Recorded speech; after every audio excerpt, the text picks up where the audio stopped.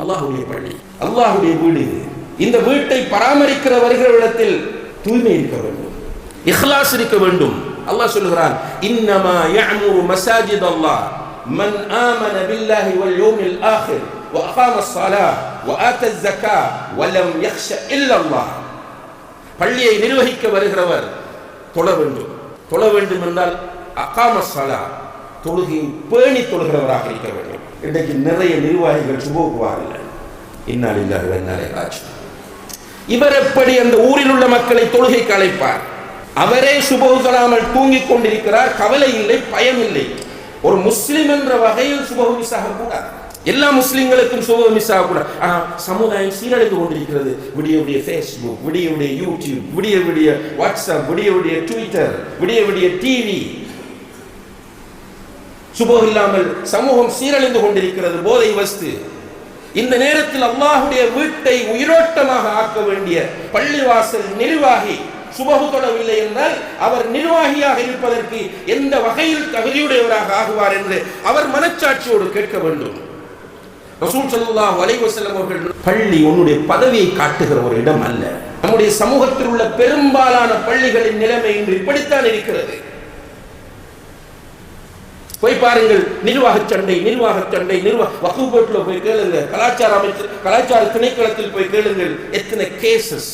அங்க ஒரு கூட்டம், இங்க ஒரு கூட்டம். அதுக்கு நியாயம் வேற. ஒரு பள்ளிக்கு 2 தலைவர் இருக்கிற நிலையம் இருக்கிறது, ஒரு பள்ளிக்கு 2 நிர்வாகம் இருக்கிற நிலையம் இன்று நம்முடைய சமுதாயத்தில் காணப்பட்டுக் கொண்டிருக்கிறது. பயம், கொஞ்சம் கூட பயம் இல்லை. ஃபித்னா பண்ணுவதிலே கவனமாக இருக்கிறார்களே தவிர அல்லாஹ்வுடைய ஆலயமாகிய பள்ளிவாசல்களை, அல்லாஹ்வுடைய வீடுகளாகிய பள்ளிவாசல்களை, அதனுடைய சரியான பங்கை, அந்த பள்ளிவாசல் செய்ய வேண்டிய பணிகளை செய்வதற்கு ஒத்துழைக்காதவர்களாக இருந்து கொண்டிருக்கிறார்கள். ஏதோ அவனையும் இவனையும் போலீஸ்ல முடிச்சு கொடுத்துட்டால், அல்லது அவனுக்கும் இவனுக்கும் எதிராக ஏதாவது நடவடிக்கை எடுத்து விட்டால், நான் வென்று விட்டேன் என்று காட்டிவிட்டால் எல்லாம் முடிந்து என்று நினைக்கிறார்கள். ரப்புல் ஆலமீன் காத்துக் கொண்டிருக்கிறான். இன்ன ரப்பக லபில் மிர்சாத். குர்ஆனிலே அல்லாஹ் சொல்கிறான், உன்னுடைய ரப் எதிர்பார்த்துக் கொண்டிருக்கிறான். இன்ன பத்ஷ ரப்பிக லஷதீத். நிச்சயமாக உன்னுடைய ரப்பின் பிடி மிக கடுமையானது. பிடிக்க ஆரம்பித்தால் விட மாட்டேன். தனி மனிதனாக இருந்து சில மிஸ்டேக் விடுறது என்பது வேறு சகோதரர்களே. ஒரு தனி நபராக இருந்து கொண்டு தவறுகள் விடுவது என்பது வேறு. அல்லாஹ்வுடைய வீட்டை தூய்மையற்ற நிலையில் சுயநலத்திற்காக வேண்டி வைத்துக்கொண்டு அங்கே ஃபித்னா பண்ணுவது என்பது வேறு.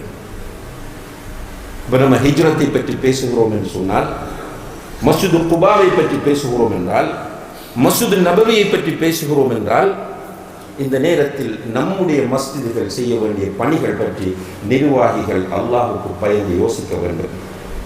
அதே நேரத்தில் பொதுமக்களும் ஒரு வகையான நெகட்டிவான ஆக்களாக மாறிட்டாங்க. பள்ளி விஷயத்தில் 11 பேரை தெரிஞ்சு கொடுத்துட்டா அவங்கள விமர்சிக்கிறது, அவங்கள பற்றி எழுதுறது, அவங்களுக்கு எதிராக ஃபேக் ஐடிகளை திறப்பது, அவங்கள டோர்ச்சர் பண்ணுறது.